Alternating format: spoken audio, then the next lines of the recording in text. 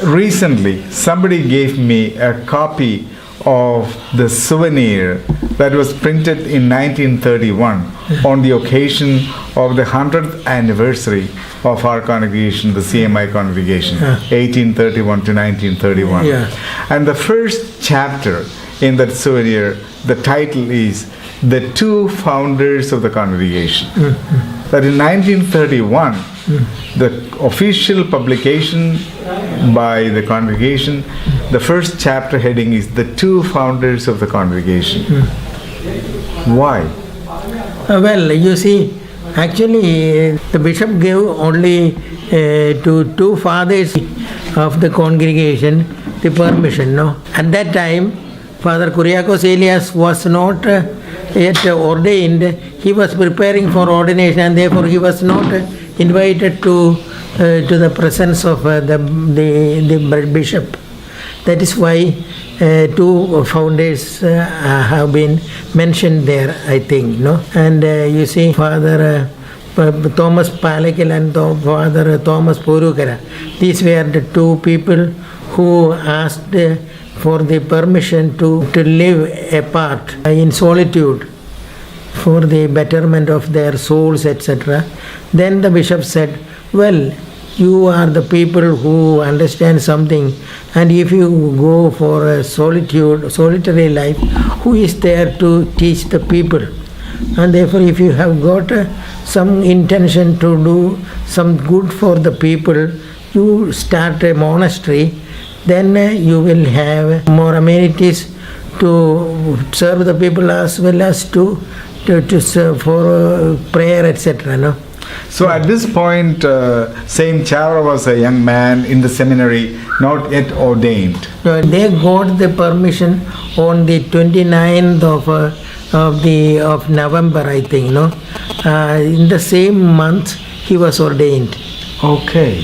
And that is why Father Chavara was always in tune with the Father Thomas Palackal, because he was his guru. And therefore, when these two died, he took the reins of the congregation. Another, you know where I am coming, where I am arriving at. There is an epitaph at Manana Monastery in front of Saint Chavara's tomb. Palackal Thoma Malpan, Pallipuram, founder of the CMI Congregation. Yes. So he was mentioned as founder. Yeah. But then how come the narrative changed so much, and the younger generations of the CMI priests have no idea? They think that Saint Chavara is the founder of the congregation. So how did this narrative change, and why and when? Well, you see, it came only in the recent years, I think. No, before that we were always speaking about three founders. Father Porukkara was actually the initiator, although he was always obedient to Father Palackal because he was senior, and therefore they were close friends, and they did not bother about who founded the congregation, but rather the congregation should be there. That was the idea behind their thought patterns. And therefore, you see, Father Palackal would have come to Mananam if he had, wound up his seminary days in Pallipuram, because he had some seminarians there, and he wanted to perfect their studies. That is why he remained there, and he was very sick. But you see, before that, you can see that he was going in search of the place to build the monastery, and it is very clearly written in the book. And they simply, in these days, they simply manipulated the thing, and they have made Father Chavara only the only founder, and I always object.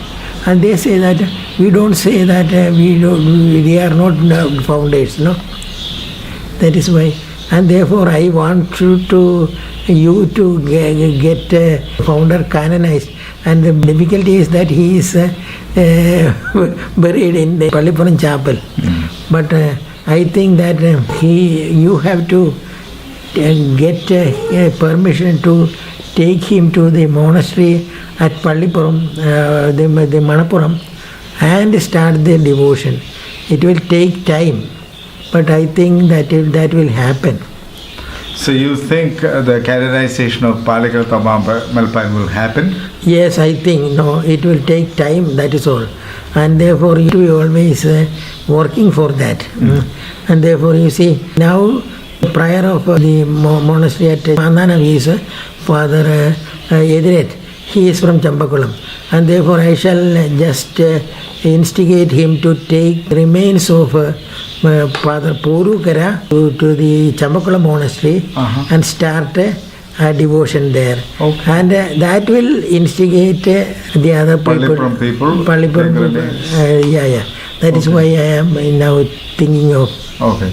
I am so happy that you used the word manipulate in your earlier, because our CMI Project General and the team, they don't realize that they have been manipulating for the last 20, 30 years.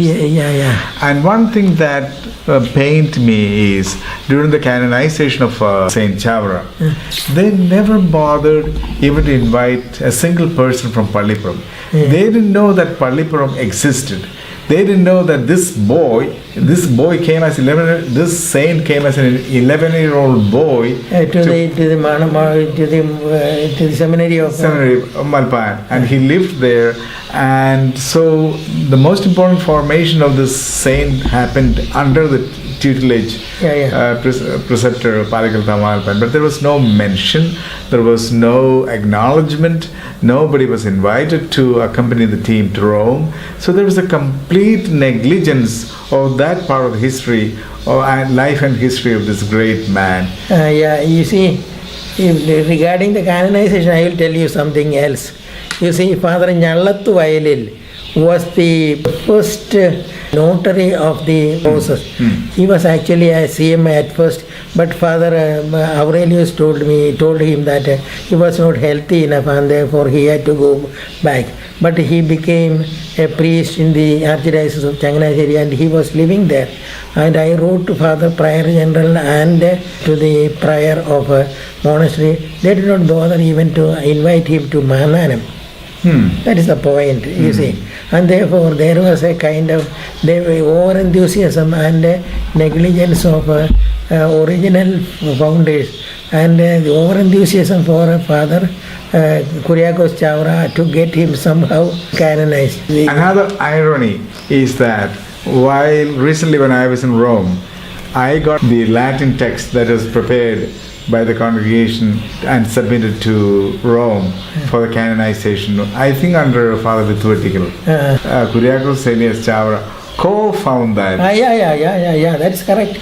Confundatoris of the Carmel. So there was no doubt at that time, because this is a statement we made to Rome to say why this man should be canonized. And his title was Co-Fundatoris. That is and till 1931, people who lived in the congregation had no doubt, and they had no problem in acknowledging Palackal Malpan and Porukkara Malpan as the founders of the congregation. And then the narrative changed completely. Only in recent years, I think, no. But we have convinced the general public in Kerala, around India, we have given the wrong message, and the lies have become truth now. Do you feel sad about this? Yes, I am very sad about it. I think that Father Palackal and Father Porukkara should be canonized, and then they should be put in the correct perspective, I think, no. So I wanted to hear it from you, because you are passionate, you know history, you care about the congregation, you care about the future of the congregation and the past of the congregation. So I am glad these statements came from you. So thank you so much. Thank you.